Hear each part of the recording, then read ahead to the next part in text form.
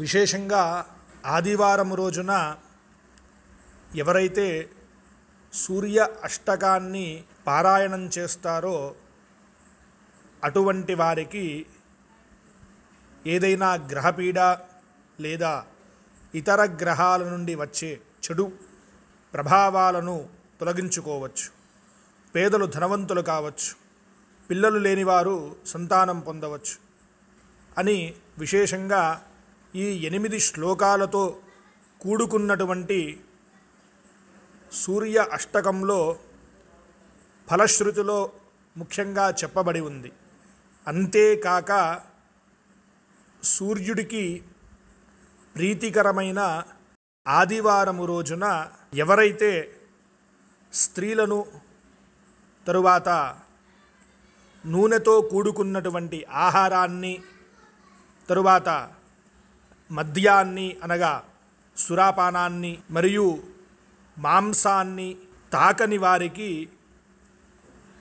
అనారోగ్యం, దుఃఖం లేదా పేదరికం ఇటువంటివి సంభవించవు మరియు చివరకు సూర్యలోకాన్ని పొందుతారు అనేది ఈ సూర్యాష్టకములోని ఫలశ్రుతిలో విశేషంగా చెప్పబడి ఉన్నది. అటువంటి భవ్యమైన సూర్య అష్టకాన్ని మనం వినడం ద్వారా మరియు పారాయణం చేయడం ద్వారా ప్రతిరోజు కూడా మన శారీరక రుగ్మతలు ఏవైతే ఉన్నాయో అటువంటి రుగ్మతలు కూడా తొలగిపోతాయి.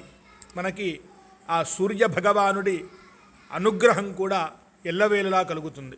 అటువంటి ఈ సూర్యాష్టకాన్ని ఇప్పుడు మనమందరం కూడా విందాం. ఓం శ్రీ సంజ్ఞాఛాయా సమేత సవితృసూర్యనారాయణ స్వామినే నమః. ఆదిదేవ నమస్తుభ్యం ప్రసీద మమ భాస్కర. దివాకర నమస్తుభ్యం ప్రభాకర నమోస్తుతే. సప్తాశ్వరథమారూఢం ప్రచండం కశ్యపాత్మజం శ్వేతపద్మధరం దేవం తం సూర్యం ప్రణమామ్యహం. లోహితం రథమారూఢం సర్వలోకపితామహం మహాపాపహరం దేవం తం సూర్యం ప్రణమామ్యహం. త్రైగుణ్యం చ మహాశూరం బ్రహ్మా విష్ణుమహేశ్వరం మహాపాపహరం దేవం తం సూర్యం ప్రణమామ్యహం. బ్రహ్మితం తేజసః పుంజం వాయుమాకాశమేవ చ ప్రభుంచ సర్వలోకానాం తం సూర్యం ప్రణమామ్యహం.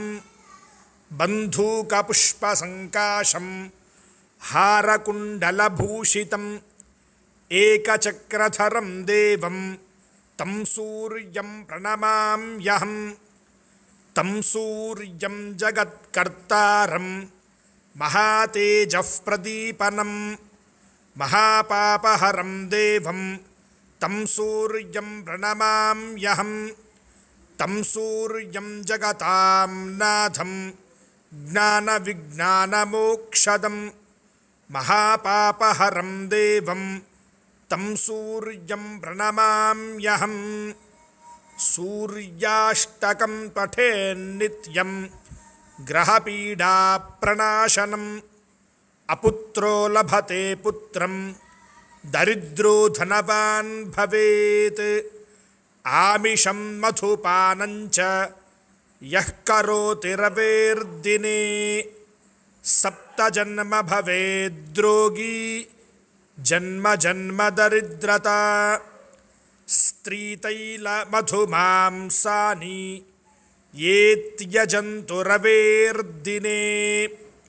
నవ్యాధిశోకదారిద్ర్యం సూర్యలోకం చ గచ్చతి. ఇది శ్రీ సూర్యాష్టక స్తోత్రం సంపూర్ణం.